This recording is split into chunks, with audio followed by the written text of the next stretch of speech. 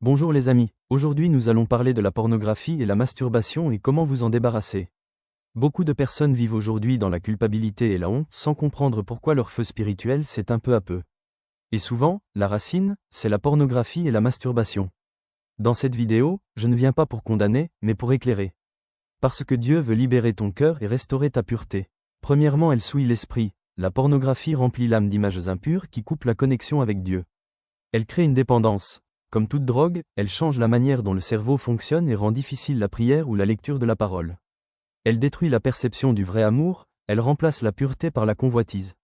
Matthieu 5 le verset 28 Quiconque regarde une femme pour la convoiter a déjà commis un adultère avec elle dans son cœur. 2. L'impact spirituel de la masturbation. C'est un acte d'impureté caché, souvent fait dans la solitude, il nourrit la honte et la séparation intérieure. Elle affaiblit l'esprit de prière. Après l'acte, beaucoup ressentent la culpabilité et fuient la présence de Dieu.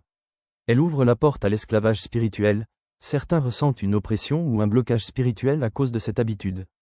1 Corinthiens 6 le verset 18 à 20 nous dit « Fuyez l'impudicité, votre corps est le temple du Saint-Esprit ».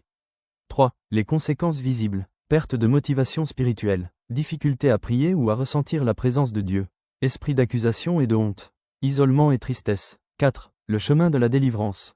Reconnaître le problème sans se condamner. Confesser à Dieu avec sincérité. Remplir ton esprit de la parole. Changer les habitudes.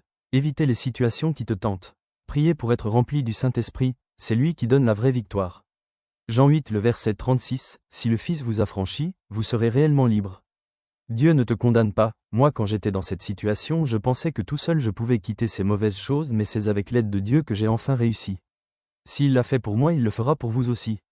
À noter les amis, dans Hébreux 4 versets 15 et 16 il dit « Jésus connaît ta faiblesse. Il sait ce que c'est de lutter contre la tentation. Mais il t'invite à venir à lui dans la prière, parce qu'auprès de lui, tu trouveras la force de te relever. » Que Dieu vous bénisse.